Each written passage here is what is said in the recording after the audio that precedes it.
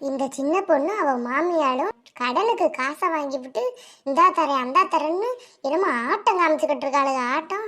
மாமியால கேட்டா மருமகளை கேளுன்றா, மருமகளை கேட்டா மாமியால கேளுன்றா. ஆக மொத்தம் ஏன் காசை கொடுத்த பாடு இல்லை. இவளுகளை என்ன பண்றது?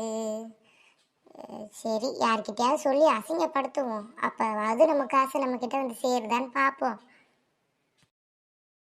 அடியே சாந்தி, உனக்கு ஒன்று தெரியுமா? சின்ன பொண்ணுக்கும் அவங்க அம்மாளுக்கும் பேச்சே கிடையாதா? ஏதோ சண்டையா?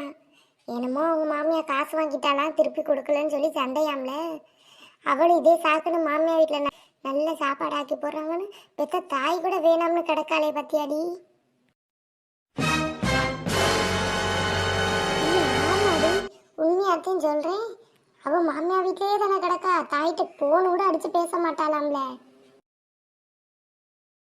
ஏண்டி, யார் வீட்டு மருமகளை யாரை தப்பா பேசுறது? நாங்கள் அடிச்சுக்குவோம், சேர்ந்துக்குவோம். உனக்கு என்னடி வந்துச்சு?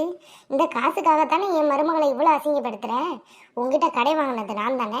அப்போ என்னை பற்றி பேசியிருக்க வேண்டியதானே. ஏன் என் மருமகளை பற்றி பேசுகிறேன்? புடி, இந்த காசை கட்டிக்கிட்டே அழு. யார் வீட்டு மருமகளை யார் தப்பா பேசுறது?